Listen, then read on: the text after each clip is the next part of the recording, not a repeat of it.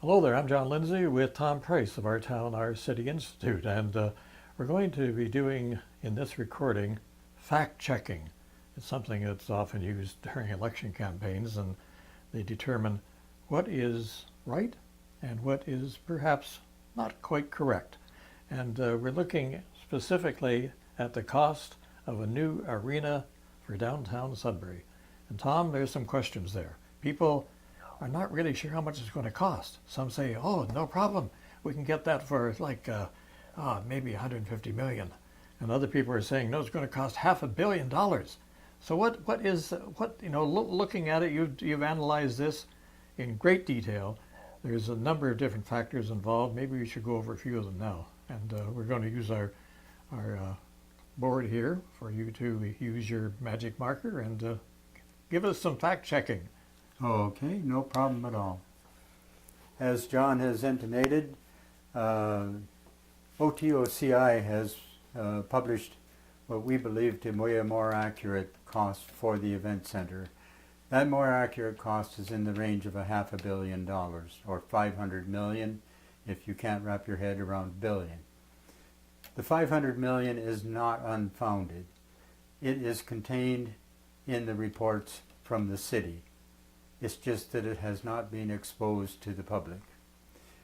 And it probably won't until after the fact.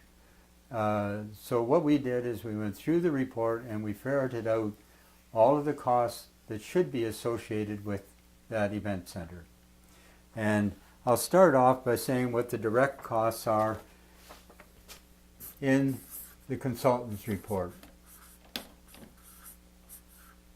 And that is 106 million, and all these are in millions.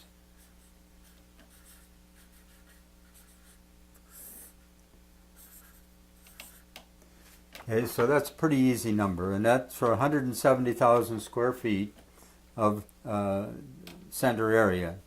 However, there's a footnote in their report that says that the area is only accurate to plus or minus 20%. So if you're going to build this, you better take into account that 20%.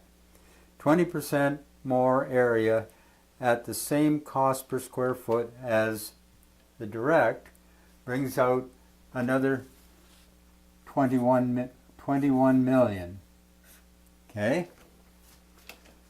Then they say there's a structural and soils premium in the consultant's report of 25%. Well, that 25%, that gets you out of the ground, and I'm not sure what the structural portion is, but the 25% gets you out of the ground for sure, and that is 32 million. So let me add in the titles for those. This is extra area. Where did that extra area come from, Tom? The extra area is required to make it equivalent to the KED. Oh, right, that's 5,800 seat capacity. Yes, and that's what we're talking about for the event center. Okay. Then there's environmental, SEEP requirements. Oh, I'm sorry. The 32 million is for soils premium. Is that we're building it where it's anticipated around the area close to the Sudbury Theater Center? Yes. In the area that's been cleared? Yes. And then there's the environmental SEEP requirements, which the consultant stated would be another $8 million. So we'll add environmental in here.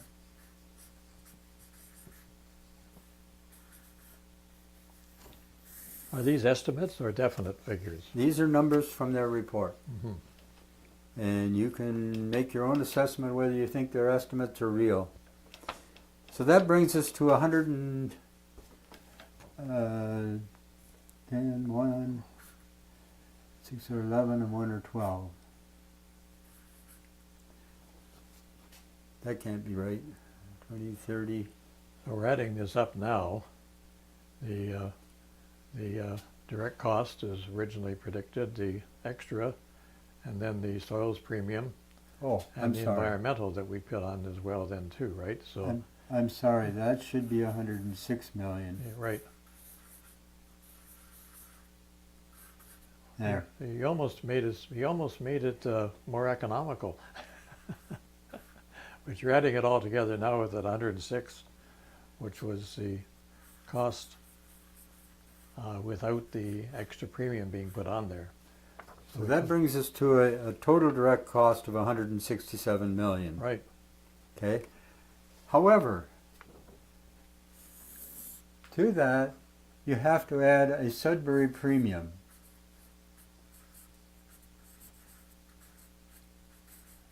This is the result of doing the work in Sudbury? Yes. And that adds another 23 million. That is a standard across the construction industry. And it's well recognized to the point that a national consultant, Altus, in Vancouver surveyed 900 groups and over 55,000 projects. And they found that the cost in Sudbury was 15% higher than in the GTA. Mm-hmm. So that 106 is a GTA number, and the consultant here, the BBB, talk about it, but it somehow never got entered. So that 32 million or 23 million has to be added to that. So that adds up now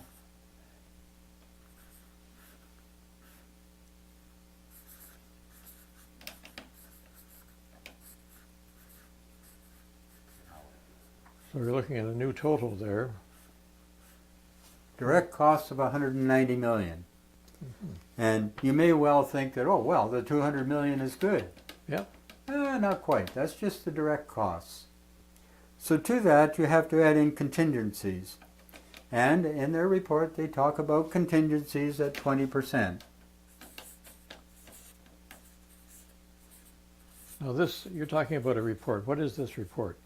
This is the consultant's report by BBB.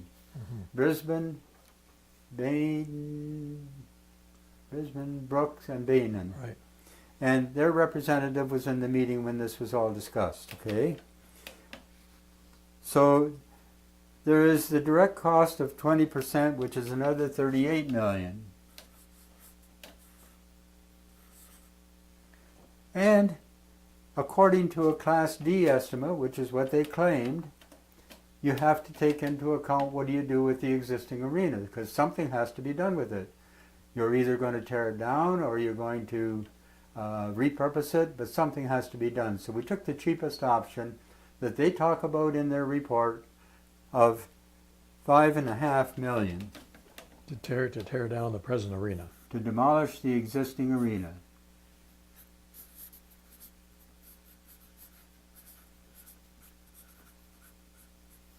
That space could conceivably use for parking, however, is that correct? Yep. But it wouldn't provide all the parking needed, though, I would believe. Now, to do all of that, there's what they call soft costs, which have to be added. Mm-hmm.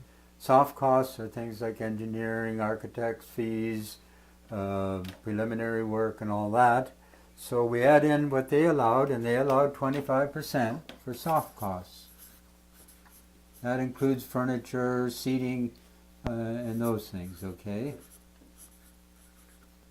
And that comes to 59 million. Would that include the architect's fees and engineering, though? It should, yes. So that brings us to 293, let's see, 38 and 5, or 8 and 5 is 13, 2, let's see, 3, 5 and 3 are 8, 9 is 2. These are all big figures. Yes. That should be 9. And that should be 2. So now we're up to 293 million, just shy of 300 million, okay? But they, in stating that this is a Class D estimate, they tied us into an industry standard for Class D estimates that says that they are only accurate to plus or minus 30%. Well, if you're looking at the possible costs of this project, you better be looking at the high and the low, but the high you have to take into account. So you have to add another 30% for Class D.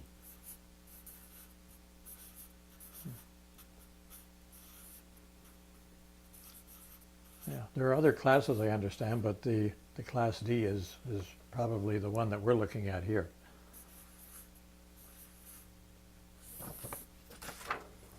Okay, so that brings us to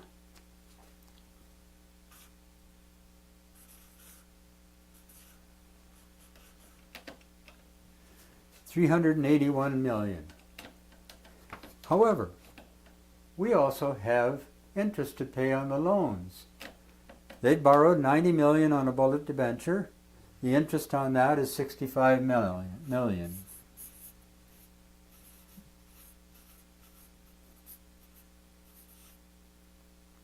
this is the same if you're mortgaging your house or you borrow the money, so you actually have to pay back everything you borrow.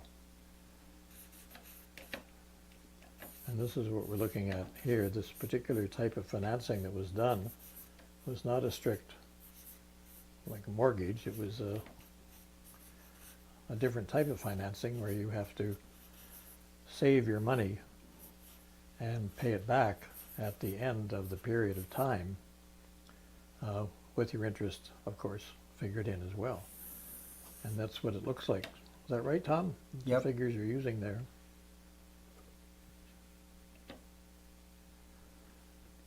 And so there's a lot of figures there, and by the time you add them all up, for us tax-paying citizens, for our new arena, you could be looking at, by the time you figure all of these expenses in, as Tom has laid it out here on our flip chart, and he's doing the calculations here for us, and we're looking at something that seems to be sort of a mind-watering total of, wow, it could be, so the total could be upwards of $581 million. Now, what isn't included in that is the collection of that money and taxes, because every penny of that is a tax. To collect those taxes, an article in the National Post with comments from the Canada Revenue Agency says that it takes roughly 10% of your project to collect, or of your amount of money you're going to spend. I'm sorry, let me rephrase that. It takes 10% of the tax money you collect to pay for the collection. That's right. So this is only 90% of the amount of taxes that have to be collected. So you have to add another $60 million to that, which now you're up to $641 million for that event center. Mm-hmm. Using their numbers. We haven't taken any numbers on our own. Mm-hmm.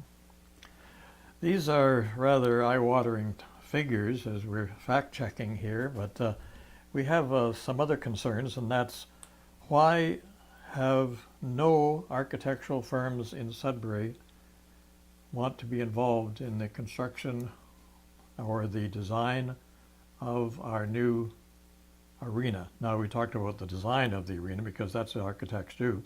Then there's engineering as well involved, and then there's the actual construction. Yep. And when you sort of follow the money, there's always that feeling that who's going to do the construction?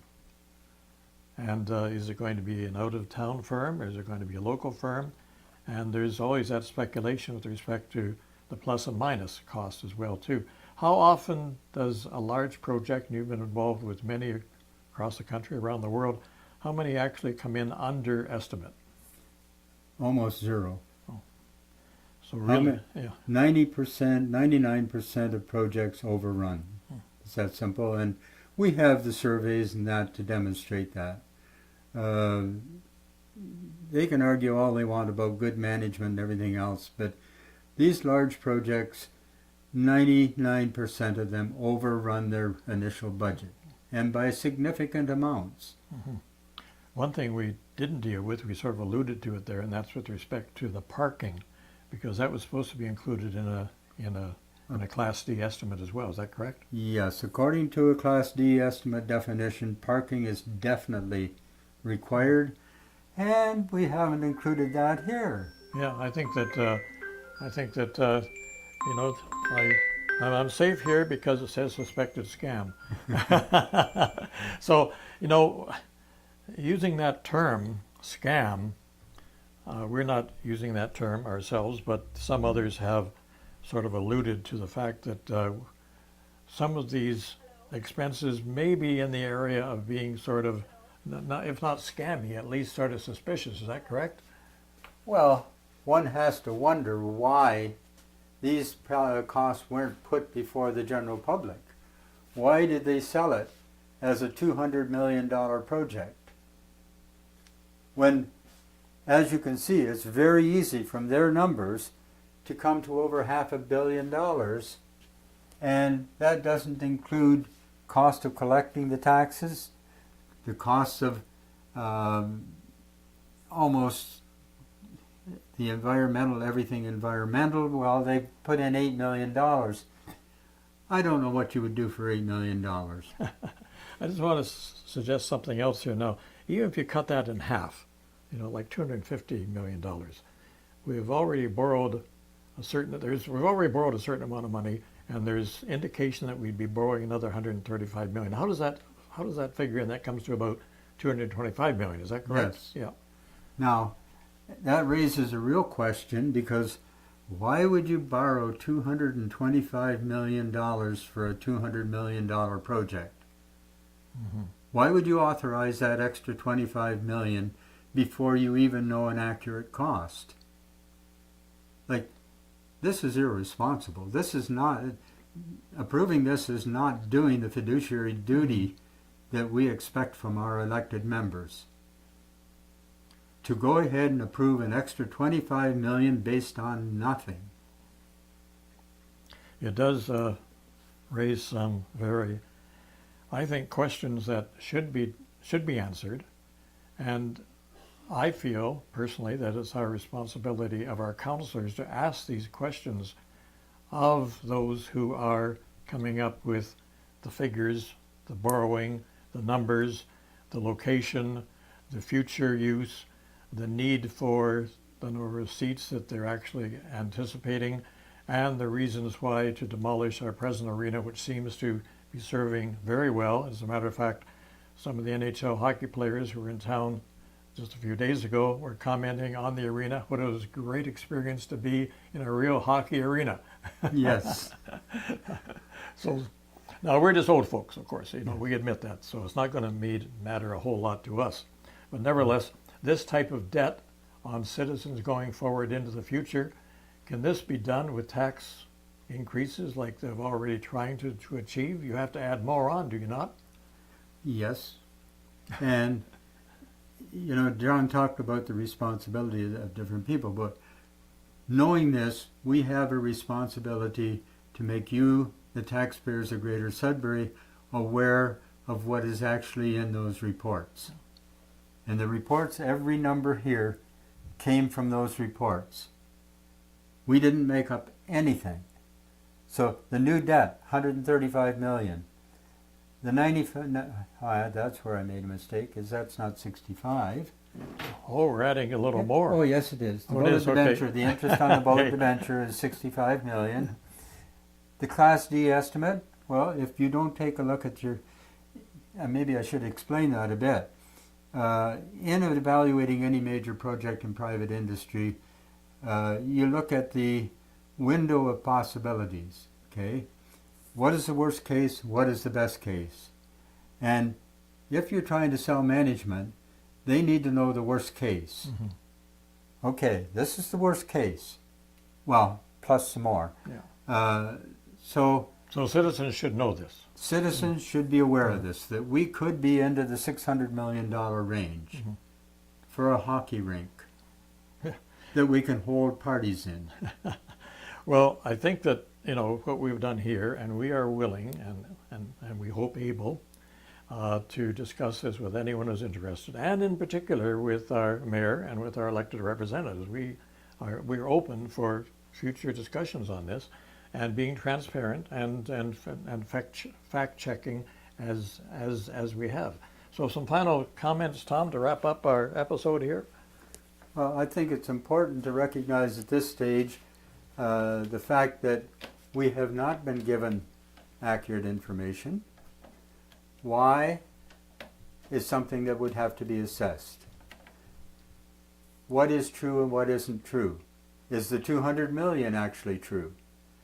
Now, what we found for the KED was that the 200 million was for just the rink event center, built on solid bedrock. Building in the downtown, we're building on a swamp. Does the 200 million include that? Well, no, not according to what they say. Because if you look at it, either the contingencies are missing or the foundation work is missing. And yes, we have a head of our infrastructure group glibly stating that, well, we know, but we can address that. Sure you can. All it takes is money. Money is in short supply. Oh, well, we can get more from the taxpayers because Standard & Poor's says that the taxpayers can bear more. They're not saying that the city has more borrowing power. They're saying that the taxpayers have more money to give because cities do not have borrowing power. They have no assets to put on the line to pay if their debt goes out of control. That falls back on the taxpayer. So it's you, the taxpayer, that Standard & Poor's is saying can afford to pay more. And this is a lot more. So you have to consider, are you capable of meeting that a lot more for a hockey rink that you can have parties in? I don't think we are, but I may be wrong. The public decides these things, and that's where this should be. This should be with the public to decide. If the public decides that, yeah, that's acceptable, I'm absolutely willing to go along with it. But the public does need to be aware of that cost for what's being proposed. And after saying that, I don't know what else I can say. So, well, thank you, Mr. Price. It is revealing, and of course, as we mentioned, we're open to discussing this further at any time. with anybody. Bye for now.